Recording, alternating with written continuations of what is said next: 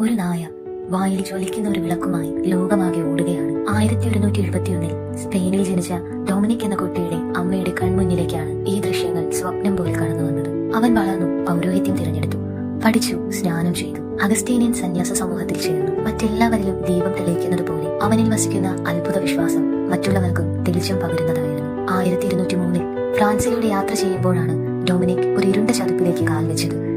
അൽബീജിയൻ പാഷണ്ഡത, ക്രിസ്തുവിന്റെ ജീവിതത്തെ തള്ളി നിഷേധിക്കുന്ന ഒരാശയ പാഠം. രാജാക്കന്മാരും പാപ്പമാരും ഇതിനെതിരെ യുദ്ധം പ്രഖ്യാപിച്ചു. ഡൊമിനിക് ചൂണ്ടിയത് മറ്റൊരു സ്നേഹത്തിന്റെ വാക്കുകളുടെ.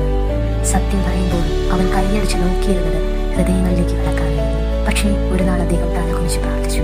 എന്താണ് ഇതിന് പരിമിതി? അതൊരായിരം വാക്കുകൾക്കപ്പുറത്ത് നിന്ന് നിർത്തൽ. പരിശുദ്ധാത്മ അദ്ദേഹത്തിന് പ്രത്യക്ഷപ്പെട്ടു. കയ്യിലൊരു ജപമാല, ഇതാണ് അർത്ഥം. അമ്മ പറഞ്ഞു, ജപമാല പ്രഘോഷിക്കും, അതാണ് പരിമിതി. ആ ദിനം മുതൽ ഡൊമിനിക് തീയായി മാറി. ജപമാലയുടെ സന്ദേശം പറഞ്ഞു. ഒരിക്കൽ യൂറോപ്പിലേക്ക് കയറി തുർക്കിയിൽ കയറി പാപ്പയും വിശ്വാസികളും ഒരുമിച്ച് ജപമാല കൈനീട്ടി. ജപിച്ചപ്പോൾ കാറ്റുപോലും മാറി നിന്നു. യുദ്ധം ജയിച്ചു. ക്രിസ്ത്യാനികളുടെ രാജ്ഞിക്ക് ഒരു തിരുനാൾ സംഭാവനയായി. ഡൊമിനിക് തന്റെ അന്ത്യം അടുത്തപ്പോഴും പറഞ്ഞു, വിശ്രമിക്കൂ, എളിമ കാക്കൂ, ദരിദ്രത്തിൽ സന്തോഷിക്കൂ, ഞാൻ സ്വർഗത്തിൽ നിന്ന് നിങ്ങളെ സഹായിക്കും. അവൻ പോയെങ്കിലും ആ നായയുടെ വായിലെ നോക്ക് ചോദിക്കുന്നു. അമ്മയുടെ കയ്യിലെ ജപമാല ഇന്നും ലോകം